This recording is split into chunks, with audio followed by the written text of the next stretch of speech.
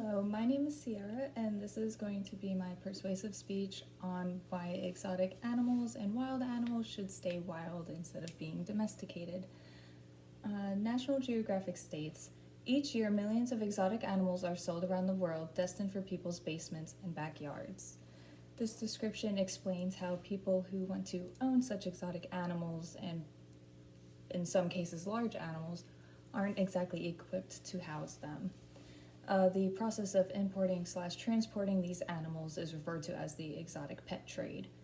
It's exacerbated mainly by social media, which portrays these animals in exclusively good lights. In regards to social media influence, National Geographic states that much of the exotic pet trade popularity can be attributed to e-commerce and social media websites, which have provided a way for people to easily advertise the sale of live animals.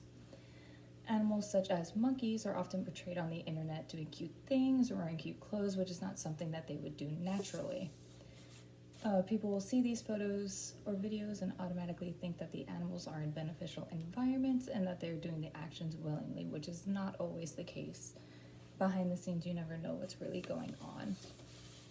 And in regards to the welfare of these widely shared animals, the UK Farm Animal Council created the 5 freedoms, which they use to gauge the credibility of photos and videos shared of exotic animals.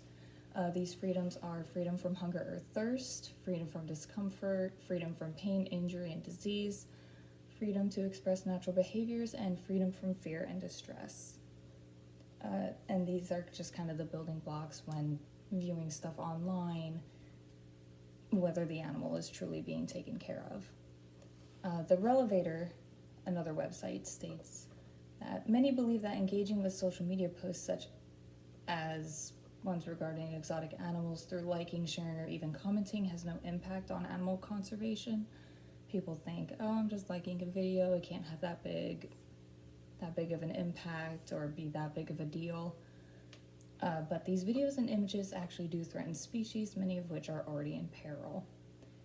So basically, in theory, interaction encourages the exotic animal trade.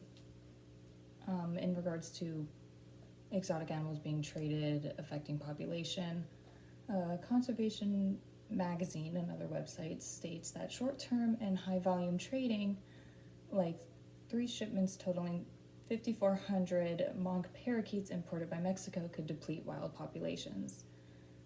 Birds are one of the most popular exotic animals that are not captive bred, but caught from the wild and sold. So people will be like, I'm just buying one bird, what is the true impact of that?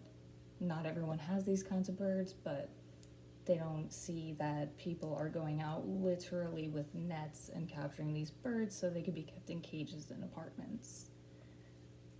Conservation Magazine also states, in contrast to birds, the researchers found the demand for reptilian and mammalian pets was related to scarcity in the wild.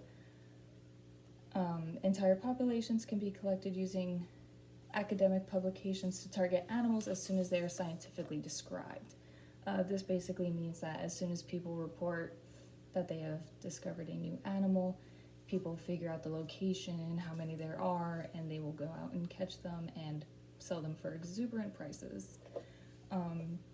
For example, at least 21 reptile species have been targeted this way, and wild populations may become extinct soon after their discovery as a result.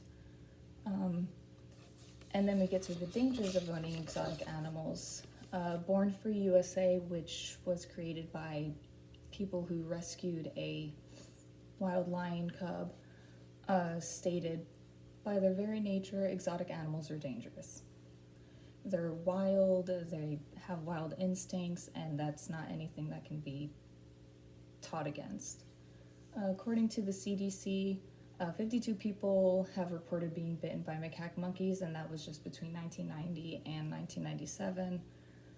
More than 7,000 venomous snake bites are reported annually in the United States, many of them domesticated.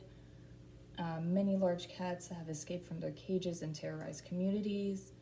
Several of these incidents have resulted in either serious injury to the person or to the actual animal, or the death of both.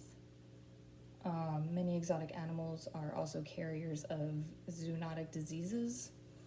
Monkeys are known to carry herpes, monkeypox, and reptiles are known as carrying salmonella or salmonellosis by the scientific name. And all of these diseases are communicable to humans. The CDC estimates that 93,000 salmonella cases are caused by exposure to reptiles, and those are reported each year. The symptoms may not be severe, but it can lead to death in children and those that are immunocompromised. Physical threats: animals can escape enclosures and attack owners and even neighbors, just people walking by. For example, there was a little boy who was strangled by his pet python that his parents owned, and then there was the news story about the woman their friend was attacked by their pet orangutan and she needed facial reconstructive surgery. All of these situations are irresponsible and can be completely avoided by not having wild animals as domestic pets. However, now there are laws regulating animal trading, such as the Endangered Species Act and the Lacey Act, which allow for prosecution of people owning these exotic animals. However, they are not enough to stop the trade, and people need to stop encouraging the act of illegal animal ownership and not interact with those who do.